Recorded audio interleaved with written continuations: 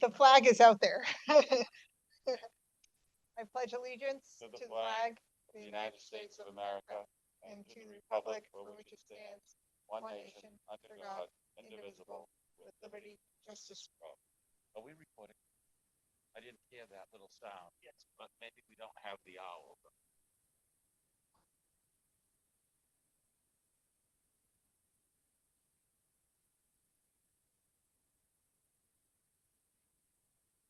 Are we good? Okay.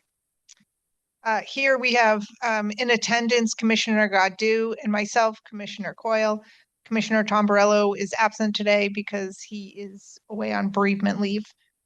We'll move right into the consent agenda and start with meeting minute approval. Make a motion to approve the December 4th, 2025 public and non-public minutes and the December 11th, 2025 non-public minutes. Any discussion? No discussion.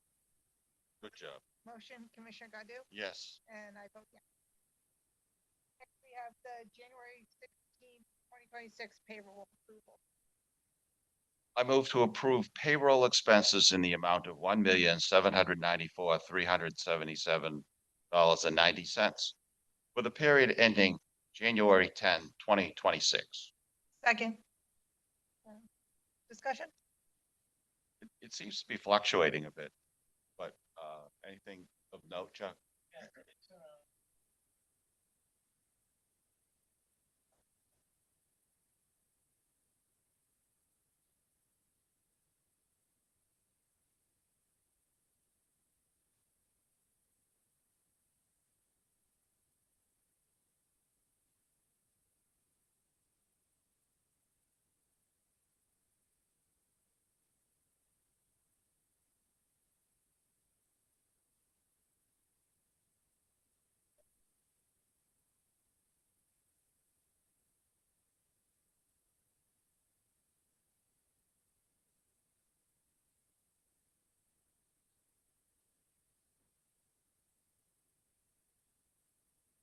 And I think if you subtract that away, that's coming in around 1.7, which is pretty consistent. So thank you for those.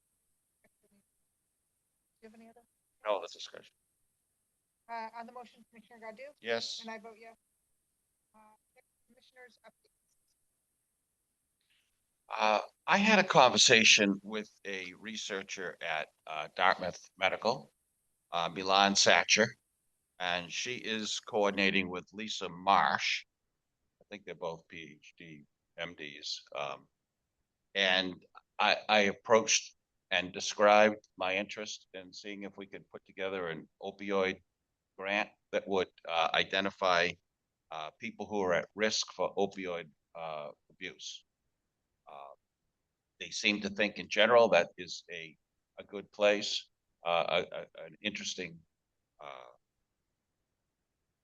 opportunity, and they're researching to see what has been done on it already and what might be appropriate before they come back to us.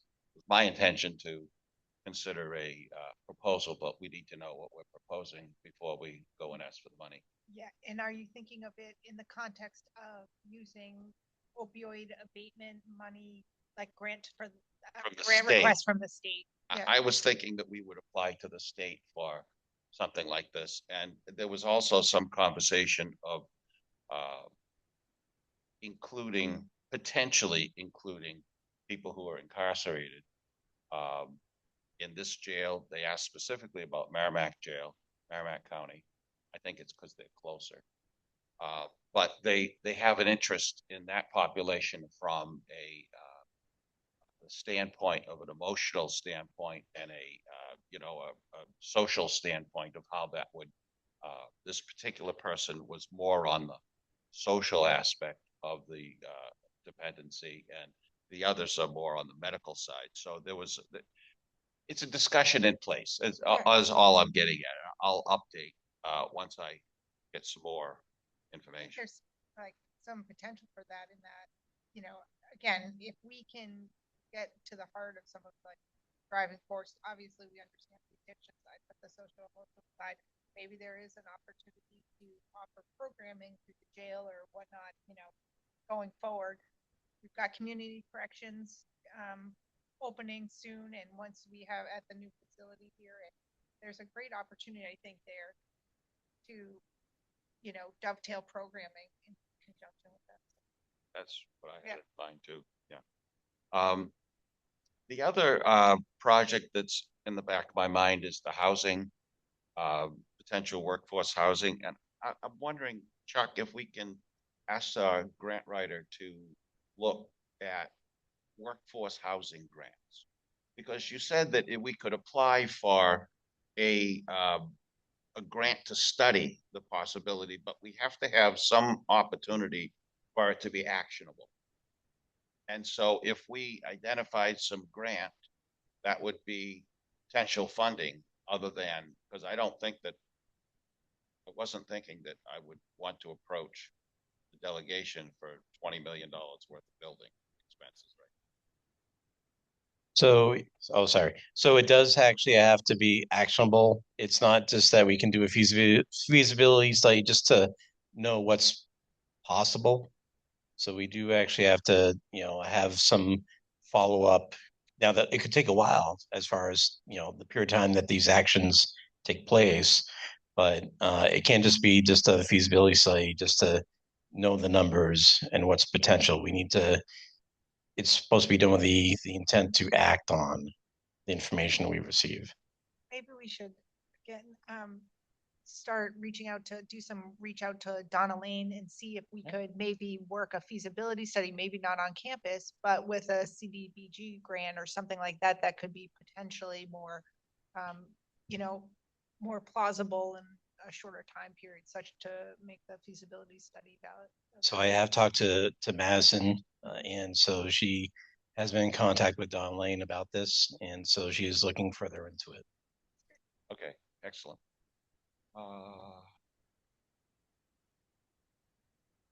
That's all I had for updates. Thank you. Okay, thank you. Okay, we'll move right into change order request. We have CNM for CNM. Give a motion to approve a change order. I move to approve a change order request for C&M cleaning for an amount not to exceed $6,300 for a 14-day extension of cleaning services in the new building covering from Monday, January 12th through Friday, January 30th, 2026. Second, discussion? This is just an extension of our temporary Service. cleaning service until we make a decision on who we're going to hire permanently. And for everyone who's probably tuned into some prior meetings, this has been an ongoing discussion about who we're going to use for cleaning services. We, from a status update, we asked the 3 finalists to send us additional information. They've sent that information.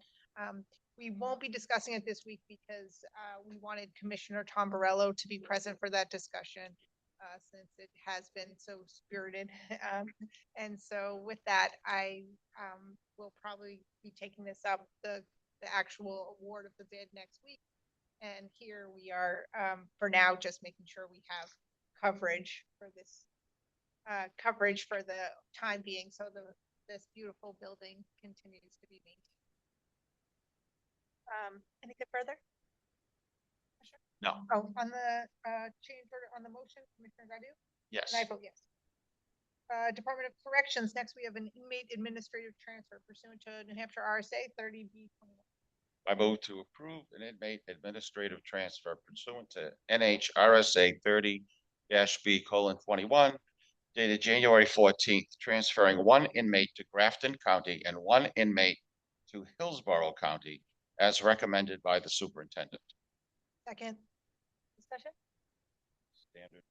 Anything we need to know about it? No. I mean, just for the public, for public consumption, this is situations where because of either safety or because of, the needs of various facilities or in needs of an inmate, we sometimes transfer an inmate that is held in Rockingham to a different facility, and then conversely, inmates from other facilities will come to Rockingham. And obviously there's statutory authority to allow those transfers. So this is, to Commissioners Godu's point, routine course. On the motion, Commissioner Godu? Yes. And I vote yes.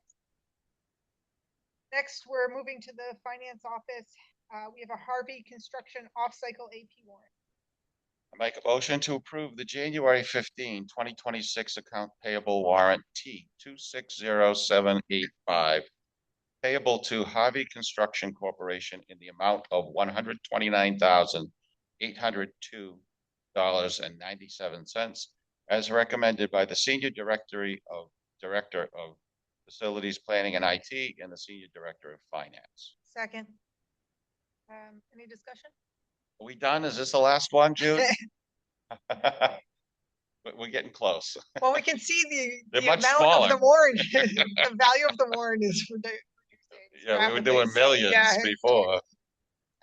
So we're in good shape. On the motion, Commissioner Godu? Yes. And I vote yes.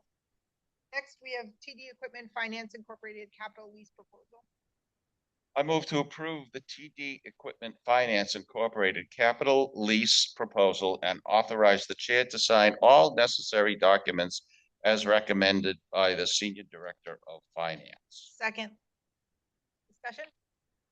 Chuck, you wanna? This one is for the sheriff's office vehicles. And the interest rate is just a hair bit better than, Just- for the- I did note that regarding this, that we are giving up 4 vehicles that are valued at $2,000 a piece that we're getting for trade-in. And so I had a discussion with the sheriff Yeah. about keeping, is there any use? And he was convinced that this set of vehicles didn't really have any value. We wanted too much to maintain. And it brought up the question to me, what are we doing with the one vehicle that we retained last year?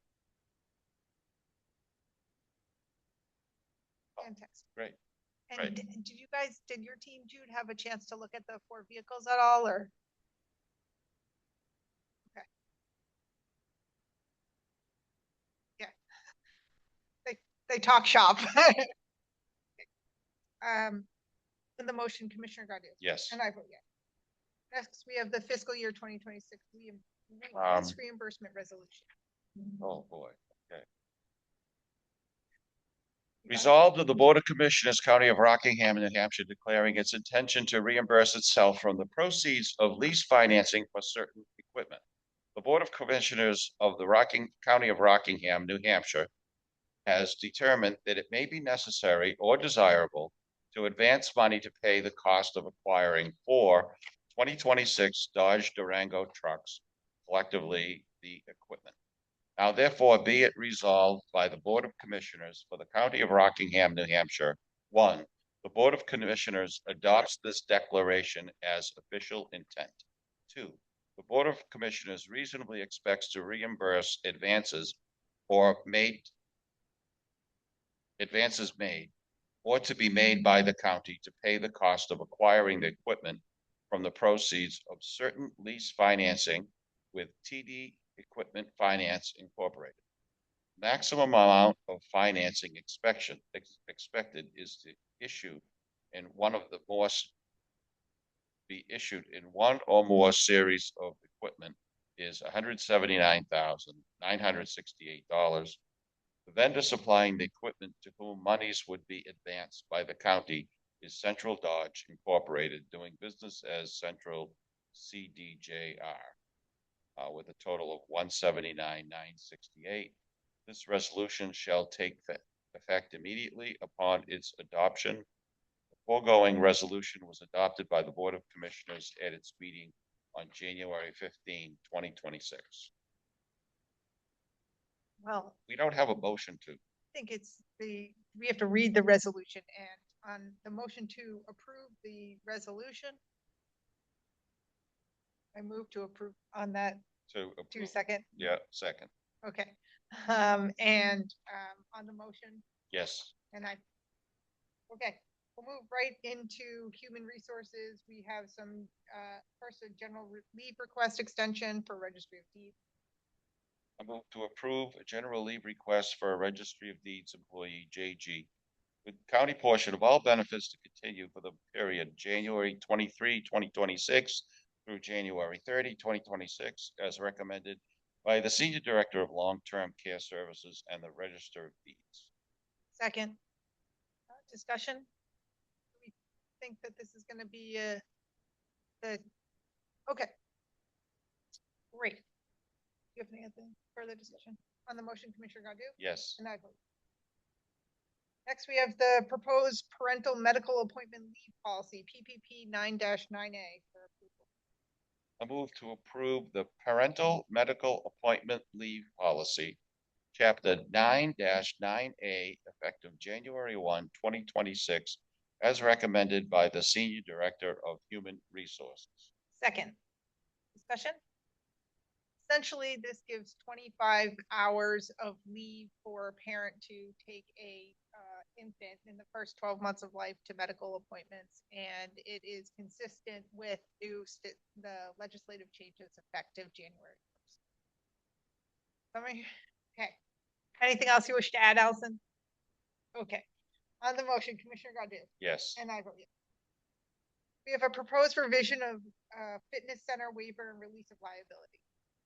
Move to approve the revised fitness center waiver and release of liability as recommended by the Senior Director of Human Resources. Second. Discussion? Looked good to me. Yeah, no, I mean, I thought it looked excellent. But I mean, the nice thing is we had a policy. I see that you added a couple provisions. Where did you draw those from? They look good.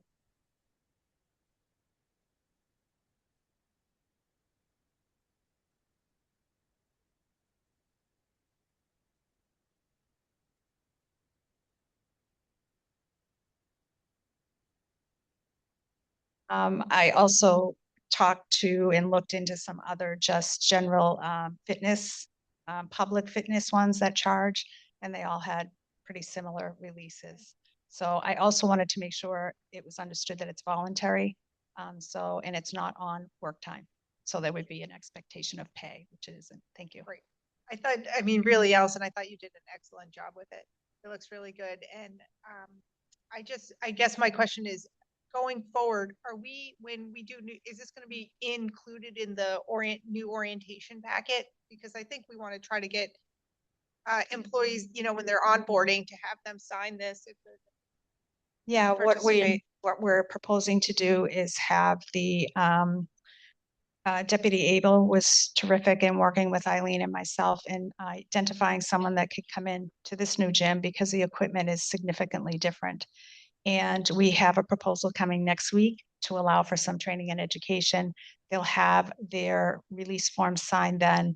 In the other gym, we have trained the trainers. So when anybody new hires come in, we advertise it and then they set up appointments with a couple of our staff and we go over and train. Our hope is we might be able to do it on this side of the house, but we really want to talk to Deputy Abel, who's certified, and this other individual to see if that expectation could be on an employee or not, or we'll hold maybe monthly so people can come in and get the training through our wellness funds or for the Cigna Health funds. But in terms of signing the release, what's the process to make sure employees sign the release? before they We use the gym? want them to have the education and the training and sign the release. They cannot use the gym until they go through the education and sign the release. And that's for the new facility. What about? The same, it's going to go for both facilities Great. as it currently is in place on the other side of the house. Thank you. Do you have anything further? No. On the motion, Commissioner Godu? Yes. And I vote yes. Request for, pardon me, next is request for utilization of county wellness funds. I move to authorize the purchase of antibacterial wipes and dispensers for the Municipal Building Employee Fitness Center utilizing the county wellness funds as recommended by the Senior Director of Human Resources. Second. Thought we were done with wipes. Well, you need them for the equipment. Yeah, we do. Okay. It just brings back COVID memories. On the motion, Commissioner Godu? Yes. And I vote yes. Next, we have an exception request for wage increase for the Registry of Deeds. Move to approve an exception request to Personnel Policy 7-4 for Registry of Deeds employee BB as recommended by the Registry Register of Deeds. Second. Discussion. On the motion, Commissioner Godu? Yes. And I vote yes. Next, we have a wellness event, Heart Health Awareness Month. I move to approve a heart health campaign event and raffle prize drawing utilizing Cigna Wellness dollars not to exceed $250 as recommended by the Director of Human Resources. Second. Discussion. It's a raffle prize event for people to do blood pressure checks and on a volunteer basis. It's consistent with, you know, February is Heart Health Awareness Month. Allison, is there anything you want to add? We're just looking at the calendar and trying to coordinate events and activities that tie into our overall health as far as it has impacts to our insurance. So these are some of the nice benefits that we can do. On the motion, Commissioner Godu? Yes. And I vote Next, we have the Sheriff's Office, a request to change payee for awarded RFP. I move to change the payee on the August 28, 2025 RFP award for fiscal year 26 vehicle upfit equipment from Adamson Industries of Haverhill, Mass. To Central Dodge Incorporated, doing business as Central CDJR. The work will be done at Adamson Industries, but the invoice will come from and be payable to Central Dodge Incorporated, DBA Central CDJR. Second. Discussion. Chuck, is it fair to say that the issue is with like how the cars are moved or like when they're being acquired? Like, can you explain it a little bit of background, I guess? Well, this is the first time that we would not have been paying the upfit vendor directly. So, but what I've heard from Lieutenant Bennett is like the smoothest that the operation has gone as far as vehicles going from the dealership to the upfit company, and then whether going back to dealership being delivered here to the county. So it's gone the smoothest possible. Just at the award had stated Adamson Industries, and I know there was some sort of note in the information given to the board about in conjunction with, but the award still went to Adamson. But we accept delivery of the vehicles in New Hampshire, right? We do. They were brought, actually, I think they were technically just delivered the other day. I was just asking for, sort of tax implication if we're purchasing. We haven't accepted the vehicles No. yet because Central is using Adamson. Okay. And it's gonna go essentially back to Central. Central will deliver to us when it's completed. So Okay. it's just a matter of semantics. I assumed that the price was good. The same, at least, if we had gone directly to Adamson. That I think the sheriff's office being better positioned to answer if we received a better bid because it went through Central Dodge versus us directly So they got a better to deal. Adamson. Right. I see Aaron Coker on Zoomland. Aaron, are you there? And could you do you have any information about that? You're on mute.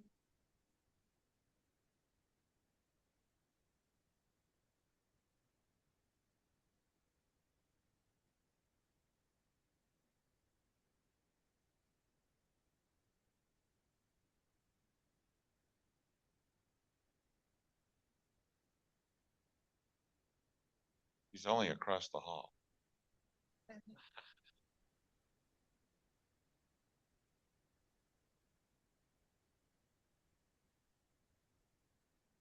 Oh, no. Oh, great. Great.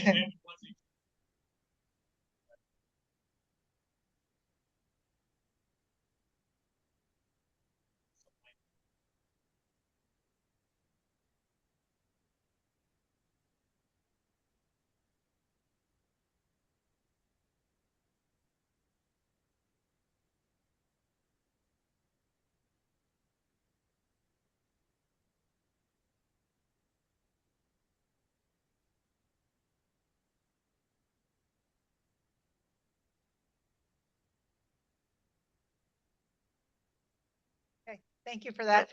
Thanks for stopping by. On the motion, Commissioner Godu? Yes. And I vote yes. Next, we have the Register of Deeds, electronic recordings approval, approved procedures agreement for the e-recording partners network.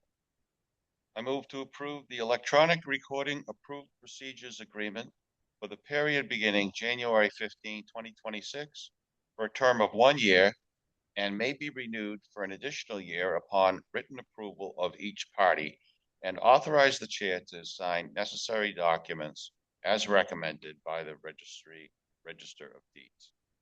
Second. Kathy, could you elaborate on this? So this is a new electronic recording partner, so.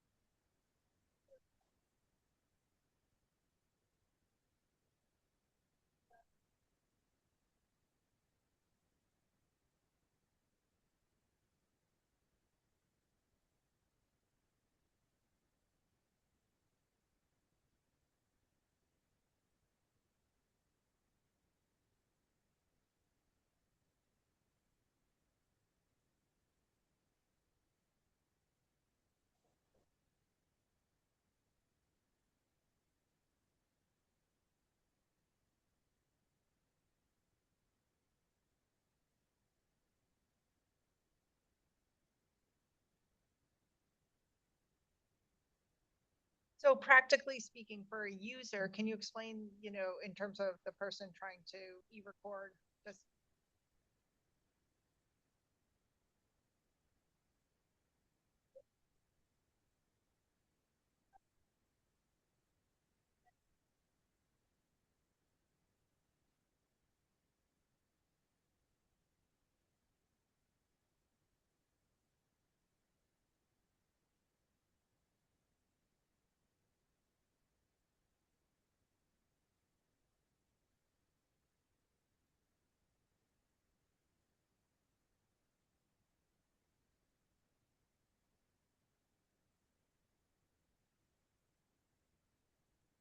And so this is just adding one more vendor to the options for the user to e-record with.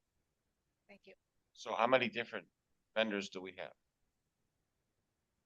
So there's 3 choices. On the motion, Commissioner Godu? Yes. And I vote yes. Okay, we're moving right into department head updates, and Kathy, since you're right there, take it away.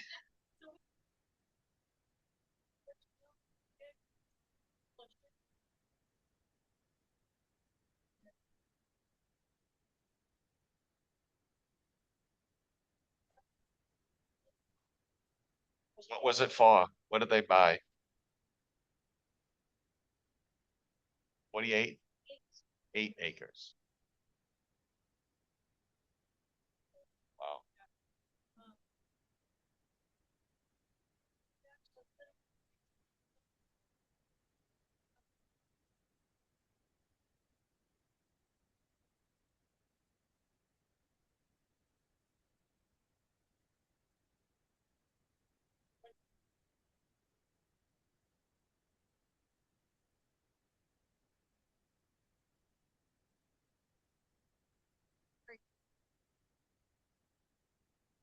Thank you, Kathy. Major, do you want to speak up for the? Yeah.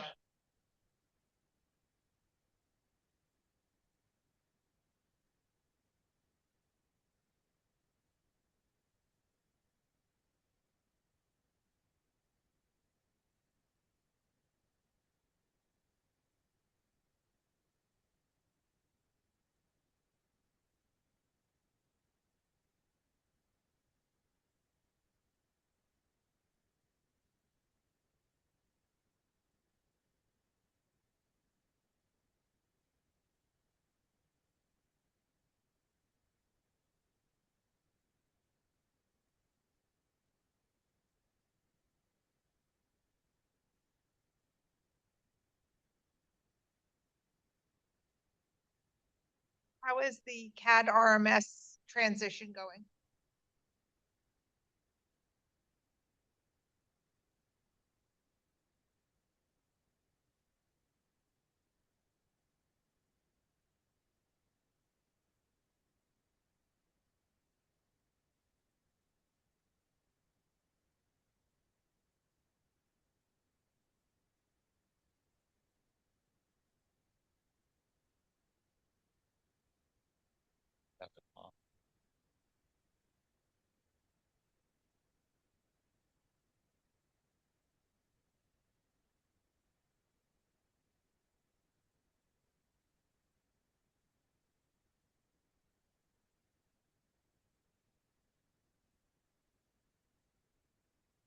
Okay, thank you very much. Pat, where are you?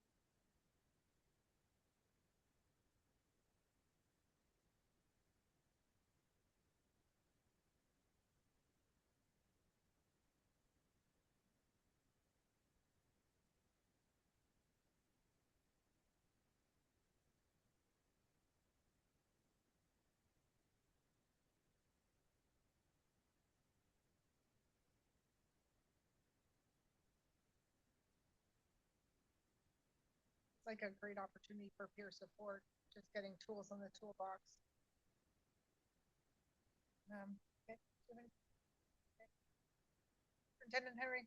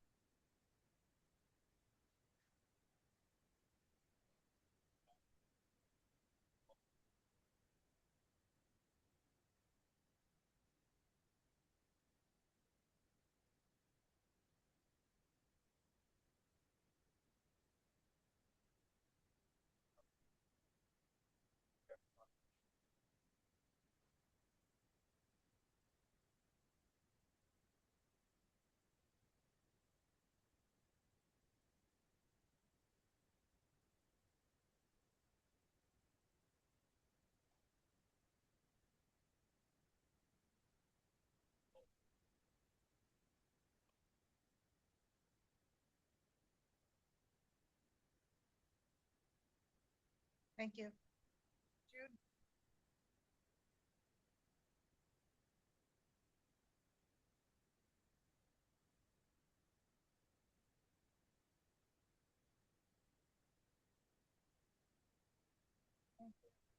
Chuck? Hi, so W-2s will be mailed out soon, and there will be a letter that'll accompany it as far as what, as it applies to individuals, their qualified overtime deduction amount, as far as to utilize for their tax filing.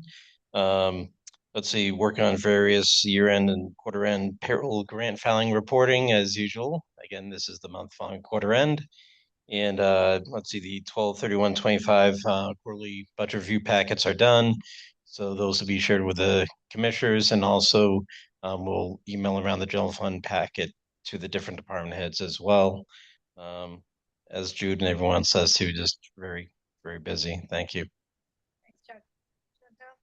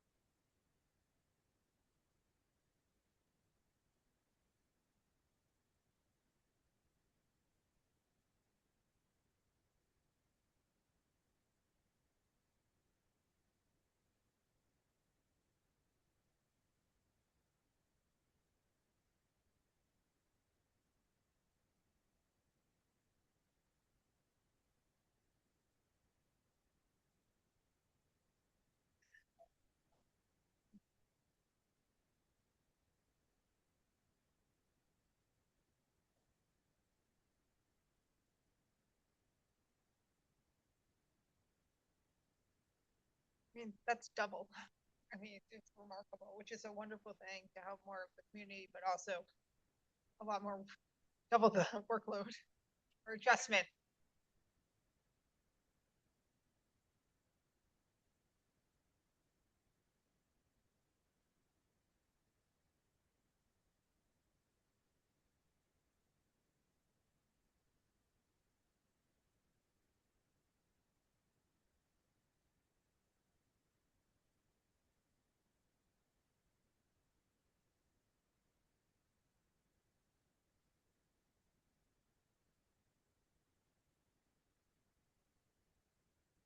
Thank you. Allison?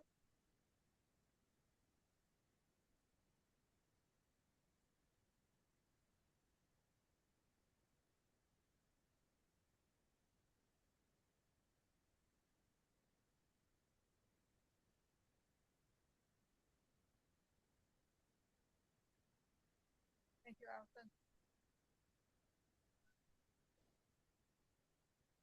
Okay. We'll bring into new business, old business. And it looks like we have a few new business items today. First, Department of Corrections, walk-in request to vacate the August 28th, 2025 award and change order.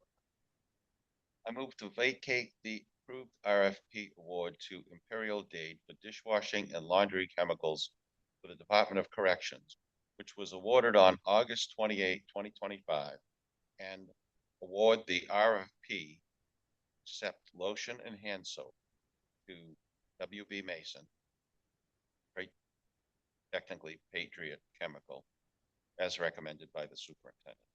Second. Discussion? Why are we switching? Because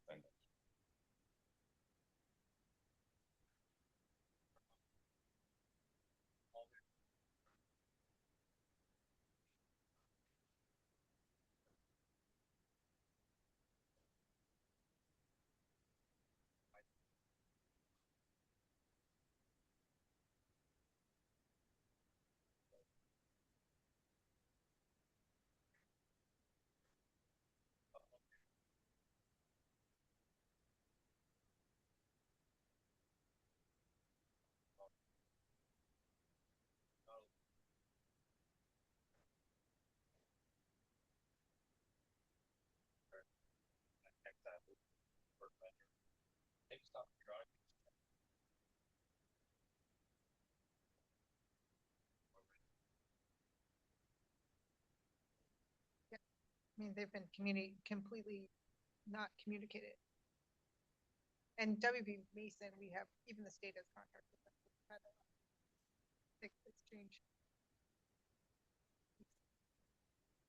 Okay, on the motion, Commissioner Godu, Yes. and I vote yes. There's a second related motion. I move to approve a change order request for WB Mason Patriot Chemical for an amount not to exceed $19,305.82 through July 31, 2027, as recommended by the superintendent. Second. Any further discussion? No. Commissioner Godu? Yes. And I vote yes. Next, we have facility operations, the Elevate monitoring, standard elevator monitor. I move to approve the Elevate Monitoring Standard Elevator Monitoring Agreement for the period beginning February 1, 2026, for a term of 3 years, renewing month to month thereafter, and authorize the chair to sign all necessary documents as recommended by the IT director and the senior director of facilities planning and IT. Second. Discussion? I don't think we had a chance to review this with Primex, right? Or did we? Am I wrong? Okay. Are we comfortable with I mean, I looked at it, it seemed okay to me. Yeah, exactly. But do we feel good on a 3-year? Okay. That was only my question. Do you have anything? Nope. Commissioner Godu? Yes. And I vote yes.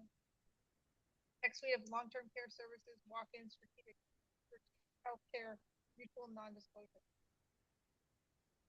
I move to approve the Strategic Healthcare Mutual Non-Disclosure Agreement effective as of the date of the last party to sign until the date on which either party receives from the other written notice, and authorize the chair to sign all necessary documents as recommended by the Senior Director of Long-Term Care Services. Second. Discussion?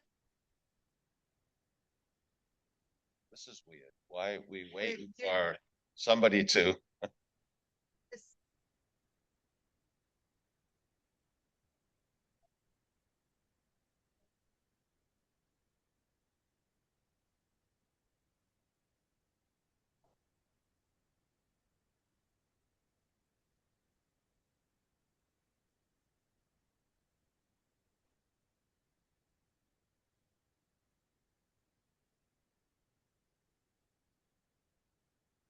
We're going to determine the dates later.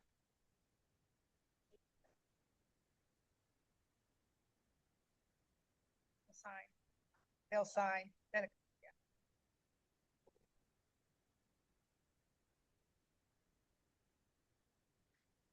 Seems more complicated than it needs to be, but I don't see any problem. It's hard to do an effective date if one party hasn't signed Right, without knowing.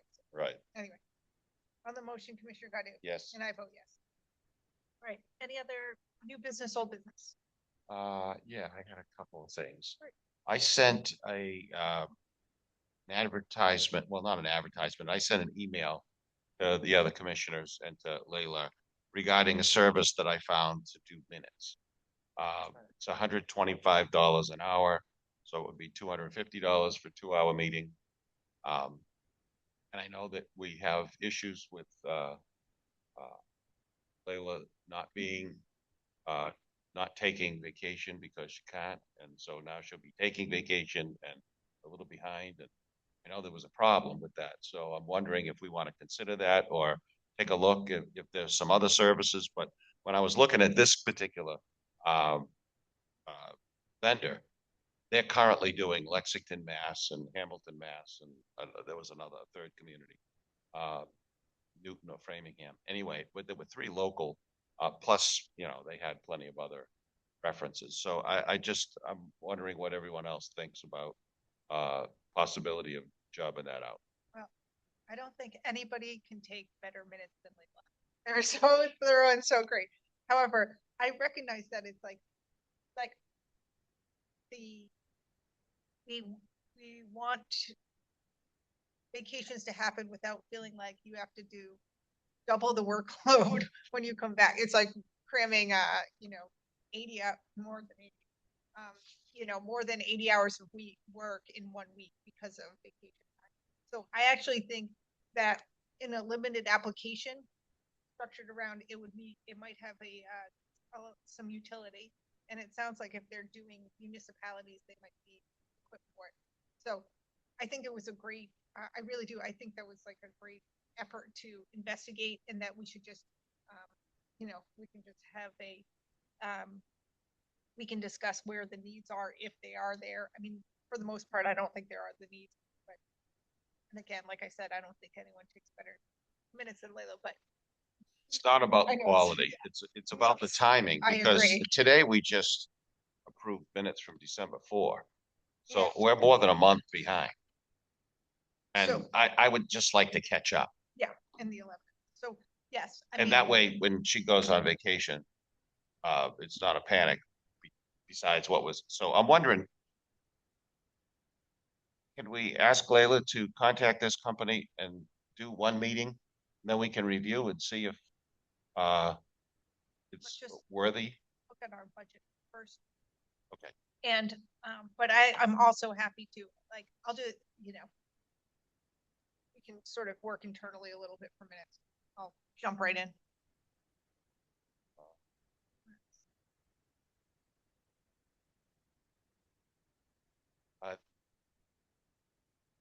The only other thing that was on my mind is whatever we can do to increase efforts to hire more correctional officers. I'd like that to be on the forefront of our efforts. Make sure that we're getting as many people in as we can. I brought it up before. Except maybe put on a bonus, a signing bonus. I mean, budgetary, right?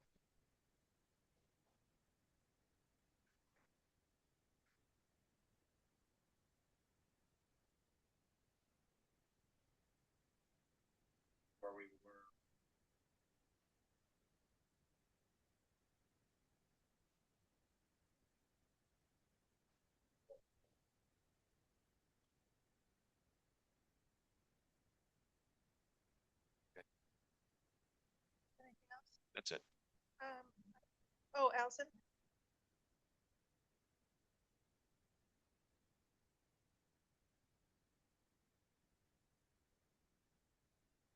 I had a resident of Brentwood, husband and wife, that somehow got to me.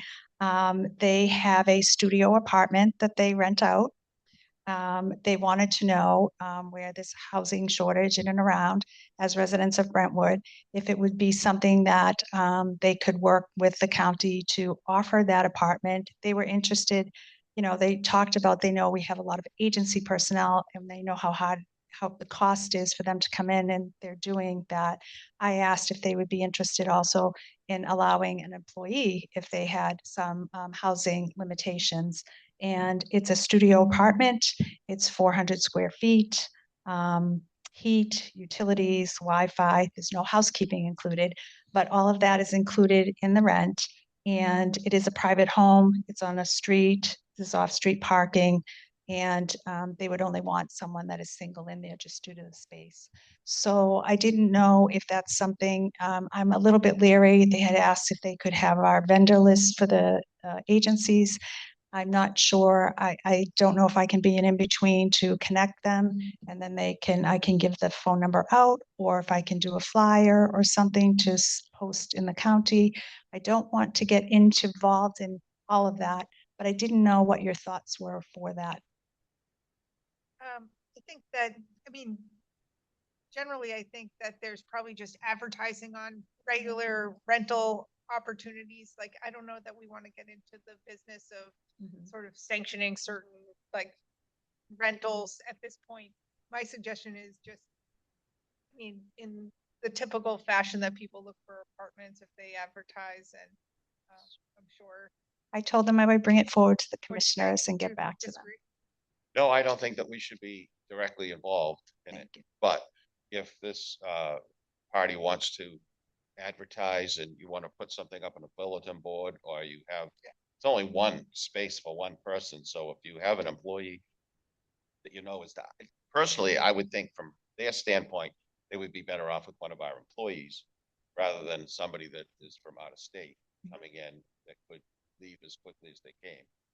But that's not for me to decide. I'd like that to be between them. And so if the department heads have somebody that they think that they, you know, would appreciate that housing, then maybe you can connect them, but past that, I don't want to get the county directly involved. Yeah, and I think Thank you. it's like, do we have a bulletin board with people? We have in the staff lounges places to post something. I could Newsletter, just, maybe. yeah, I that, wanna put- I don't know that I Maybe. would want to put it in the newsletter No, per se. I was just saying Yeah. that if there's a bulletin board where people can, Yeah. that would be the extent, but. I think- Okay, thank you. I Appreciate don't think that. we're gonna get tons of these. I'm surprised somebody even is allowed to have a studio apartment here in Britain. Right. I didn't ask many details. I just said I'd take the information in and bring it forward. So thank you. Yeah, Touche. yeah, they don't even know if a second two-family home is not allowed here. Any other new business? I do. I mean, I think, it's just worth discussing, bringing back, everybody, I think we have a lot of members of the public here regarding the, jail's contract with ICE. And so, just to one, I think it's worth giving a recap of where we are, and then, the contract came to us. We have started to review it. At last meeting, we discussed waiting for financials, which are gonna, inform the contract to some extent.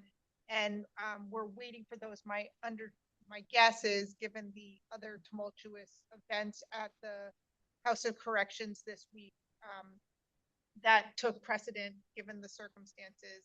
And, I don't know, Superintendent, can you tell, like, those will be coming in the next week or two, or would you?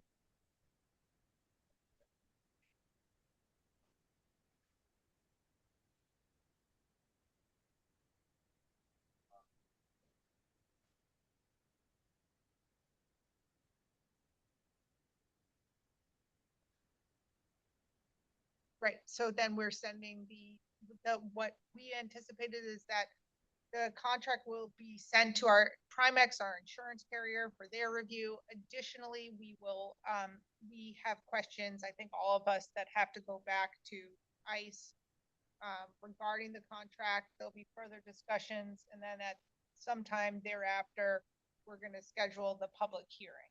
Is that a fair resuscitation of that? Agreed, Okay. agreed. Um, So we're still, it's preliminary. yes, question has come up, and I know individuals and I have asked me for a copy of the contract. My position is that because it's been given to all the commissioners, it's subject to 91A, and the public has access to it. Is that a fair, do you agree? It's a public document as far as I'm concerned. So, So anybody can have it, although I would wait until you get the financials because that's a significant part of the picture. And you'd be missing important information without those financials. So next week they'll be available, send you the whole thing. The rest of it is kind of boilerplate from the Department of Homeland Security. I don't think there's anything unique in it. For our facility, it's the same contract that was signed in Stratford and everywhere else that they're housing detainees. The most unique part of it is the financial part. So it's really what I've been kind of waiting for because that has a significant impact on our moving forward on it. and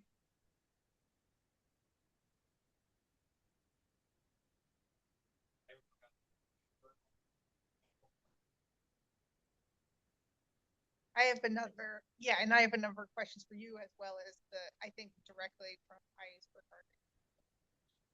We talked about some of the concerns I raised about. Okay. That's all I had for new business, old business. All good. Then we move into public comment. So, for anyone who wishes to speak, we do have a number of people. We're asking to limit your to 3 minutes, and then, but though if you need, there's some extenuating circumstance you need longer, that will make accommodations. But if you could please just come up to the microphone one at a time and state your name and the town you're from, that'd be great. So what I'll probably do is just scan from the lowest level up to see who would like to speak. Would you like to? Yes, go right ahead.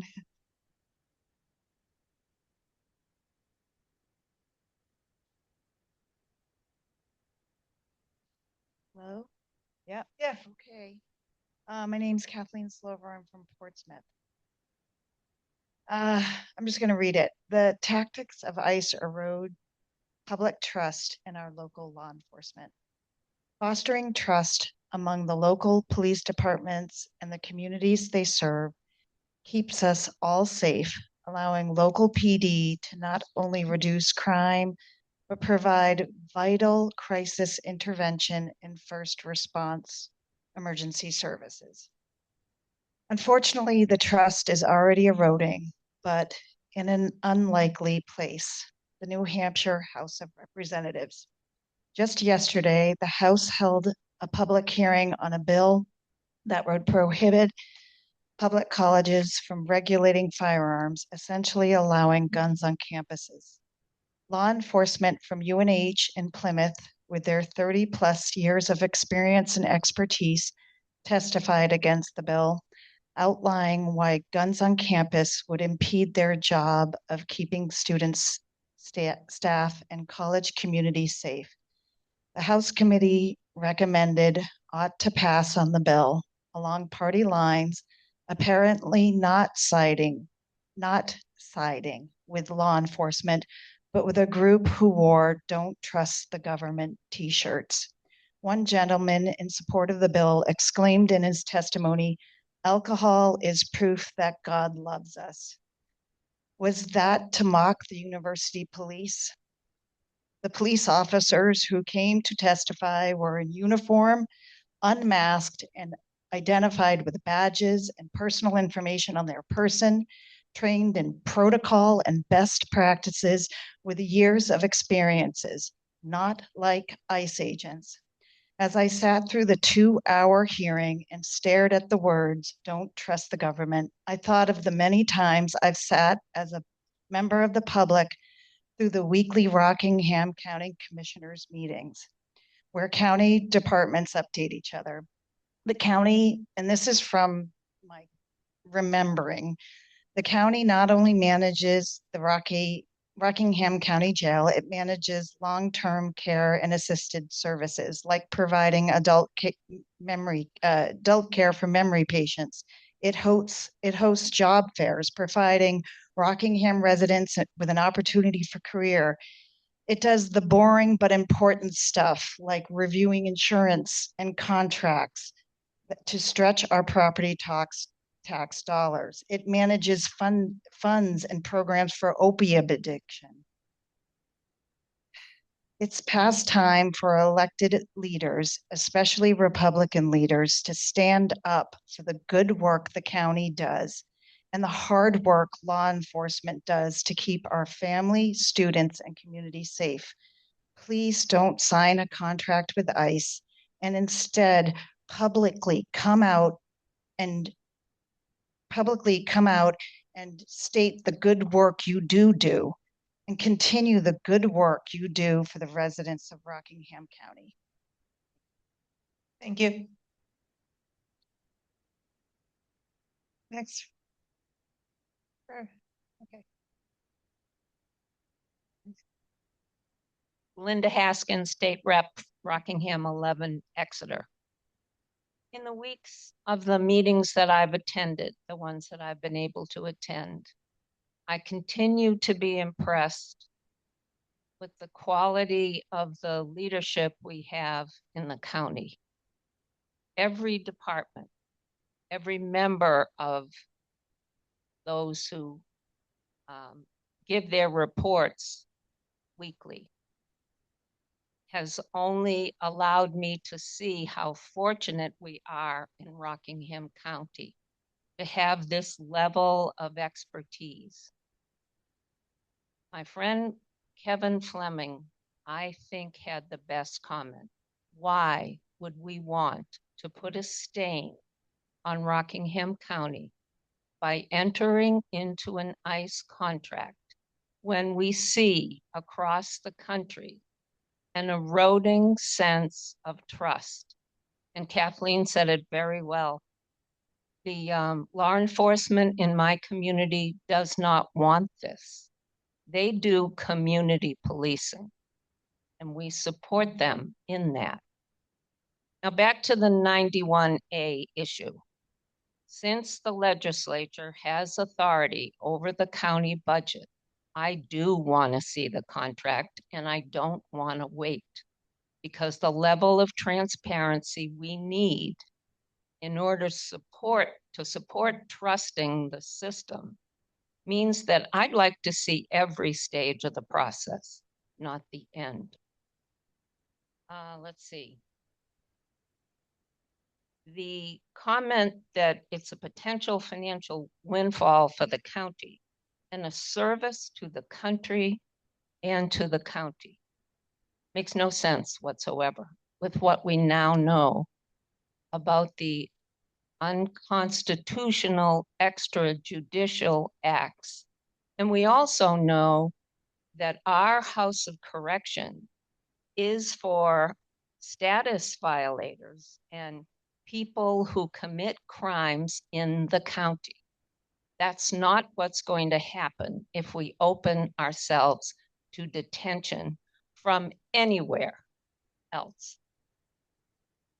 So our core mission is and has been to take care of individuals in our county. I think it should remain that. I think that the Department of Corrections is doing a good job with that. And I think that that's what we should continue with. Thank you. Representative Hastings, could you send us an email so that we can get to that contract? Ask it, sorry. Representative. Hi, Eric Tur, State Representative for Brentwood. and this may have just gotten answered. I wanted to ask or clarify that even though this was discussed as being covered by 91A, it's not going to take a 91A request in order to get it. No, And I think you said just send an email essentially.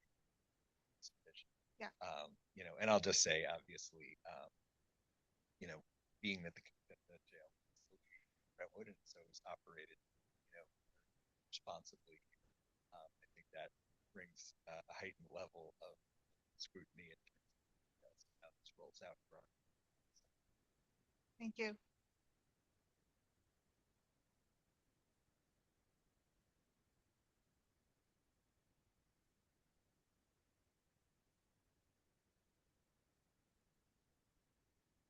Nina Bach from Nottingham. As a retired law enforcement officer, supervisor, I'm familiar with pirate training and supervision of law.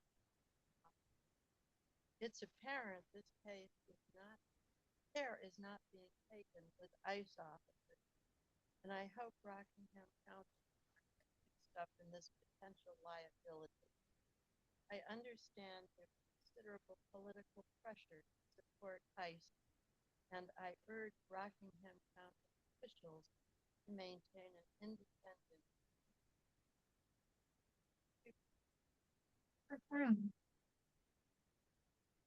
Moving up to round, second row, anybody?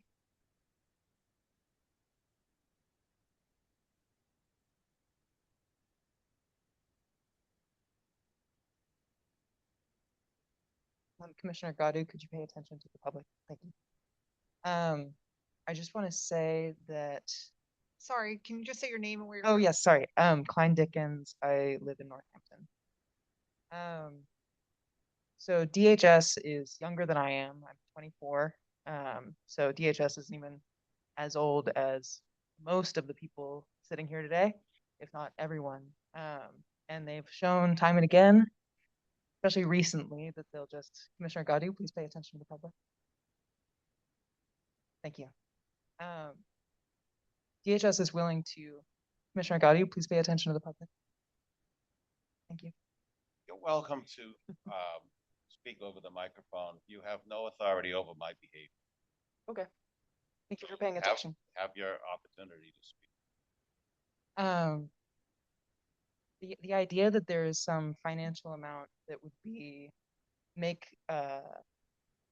it okay to just invite DHS to use our facilities or our officers for that matter, it is insane. I mean, they just shot a woman. They've shot multiple people this week in Minneapolis.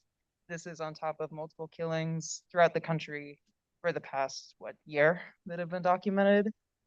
In Stratford County as well, they have abused detainees, they've tortured detainees, they've documented this in their own files. The Office of Civil Rights at DHS has documented torture of detainees at Stratford in the past 4 years. So I don't think we need to wait until we get the financials in. I think this is a terrible idea. Opens us up to lawsuits and protests like we've seen in Minneapolis, and I think that's a bad idea. Thank you.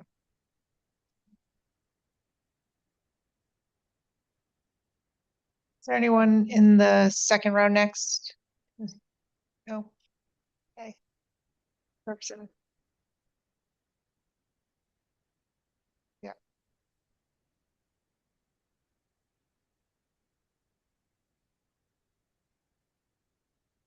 Afternoon, folks. My name is Kevin Fleming, and I live in Exeter. And as Representative Haskins, just in past meetings, I've expressed a sentiment that I think somehow you do great work here. That's what people need. Please on that. But I was also thinking about it too in terms of figuring out if we can have the kind of confidence that our personnel have operated always fairly in what is constitutional or appropriate or something. Think of like in this context, I was thinking maybe a due process concern now. Maybe it's whoever is under your care or control. So there'd always be a due process. That seems to be something missing. So I don't know that just as a Rockingham County community, we want to be involved with anything that just is just on what we would really expect to be accomplished. That's all. And I got almost thinking whether there's an idea of a pipeline of some kind being established. I was trying to think of a person is taken off the street in Somerville, maybe Medford, Mass, and then they end up where and when end up where. I was just thinking, I don't know, we want to be a part of whatever, good or bad, in that whole line. Anyway, but thank you for your deliberations and all the good work that's done. And I hope folks, everyone has a happy new year otherwise. Thanks. Thank you. Okay, we're moving up to the third row. Do either of you want to speak?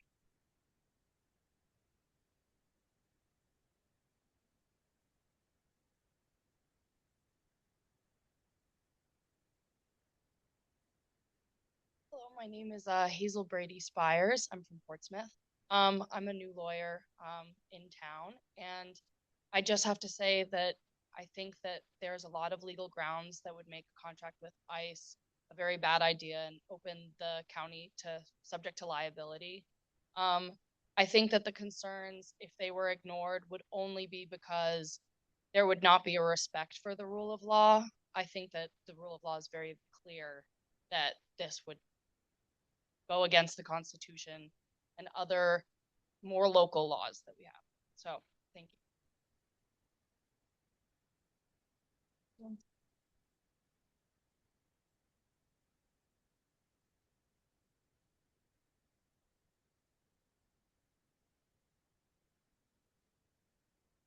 Good afternoon. Thank you, commissioners, for the opportunity to speak today. My name is Megan Chapman. I'm from Albany. I'm a human rights lawyer and came all the way down because of my concern about this issue. Albany, New York. New Hampshire. It's a small town just south of Conway, 700 people. Thank you. And I came because I'm a human rights lawyer. I have a background in immigration law and deportation defense. And about 20 years ago, I was managing a project in Chicago that was assisting people who were detained in county jails by ICE access healthcare. And I had the opportunity to work with healthcare staff in county jails and not only witness the challenges that the immigrant detainees were going through, but also witness the challenges that the healthcare staff were passing through. And I heard us, in the earlier parts of this meeting, I heard the concerns that were being expressed about disruptions in the county jail, to understaffing concerns. And I think that alongside considering the financial and legal implications, I think that we need to think about the position that we're putting the people who work for the county and work in very difficult conditions already and difficult jobs in. And I want to share just a little excerpt from a report that I wrote 20-something years ago about the conditions in county jails across the Midwest where they were contracted by ICE to hold immigrant detainees.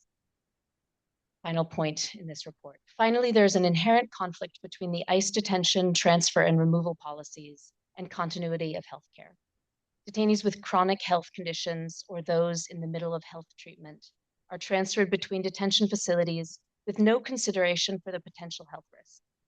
Because of heightened security conditions, transfers are made with little prior notice to jail staff and no prior notice to either detainees, their legal representatives, or family.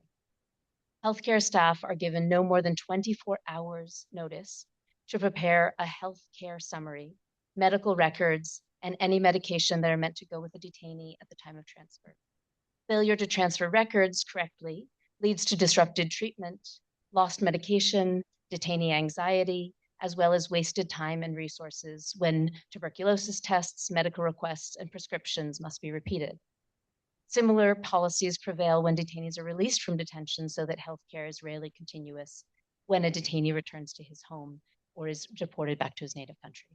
Now, I'm speaking here, there's so many perspectives. There's the perspective of the people who are detained and have to, see their health suffer. This report includes many different case studies, but I also had the opportunity during the time that I was managing this project to go to county jails, and we organized 1 or 2 day long trainings for county health staff on how to manage these challenges, how to access translation services, how to handle multicultural healthcare, how to deal with multicultural healthcare in the context of tremendous trauma. And I witnessed the tremendous administrative and bureaucratic difficulties that county health staff had in trying to get approvals for medication, approvals for health treatment. And they were the ones on the front lines having nothing but ibuprofen and basic pain medications to treat someone with much more complicated situations. And I think we need to think about that. We need to think about the costs and the additional stress that this would put on county staff in an already difficult situation. So I'm happy to provide this report. I also look forward to looking at the contract, and I hope that it can be made publicly available on the website, just to make it easy for anyone who wants to see it, as well as any analysis that's being done by the county as it considers. Thank you so much for the opportunity. Leave your contact information Yes, with us. I'd be happy to do that. Thank you.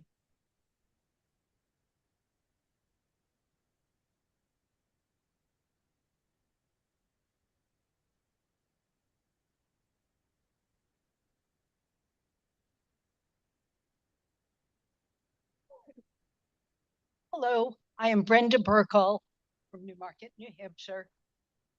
I strongly oppose the thought of having ICE detainees here. ICE is ignoring the Constitution. There's no due process. Everything that's going on, looking at Minneapolis, I find truly horrifying. Hopefully, the country won't get to the point that someday we need our own Nuremberg trials. But it could happen. There could be accountability at some point. I hope we do not take ICE detainees.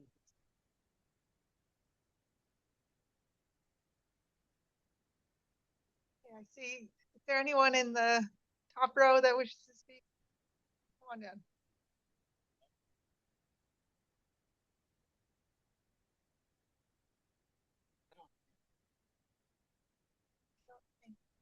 Oh, yes, it is. It is.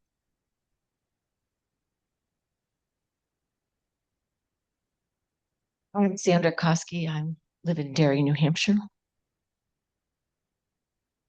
Please do not aid and abet ICE, an organization that has such an abusive and violent history that just keeps getting more abusive and violent.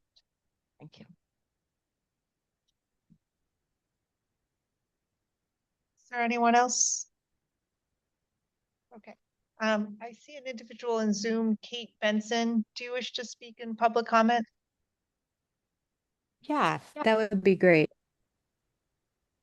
Just identify yourself or by which town you live in. I'm Kate Ben. I live in.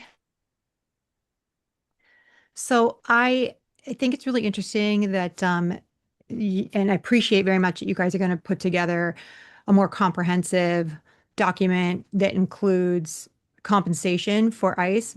I just want to make sure that or hope to encourage that when you guys do that, there's been some really excellent points that people brought up today that include a lot of the other costs associated with this. Personally, I think that a lot of us have moral compasses that are guiding us on our hope for the way that this goes. But I do think that if we're going to look at it from a purely analytical perspective that's just financially based, that it's a comprehensive analysis that does include a lot of these points that were brought up about, the cost of care for these people in these facilities, in addition to just how much they would be bringing into the state. I also think that there's a lot of ways that right now we're talking about charging for parking on the beach. There's a lot of different ways where the state can get money if it's just a financial motivation. It's not something necessarily that I'm saying the parking on the beach is a positive or negative thing to charge for, but I do think that in terms of the choice to accept detainees, because it is such a morally charged topic, I would encourage consideration to see if this is a really necessary thing for New Hampshire in terms of these costs.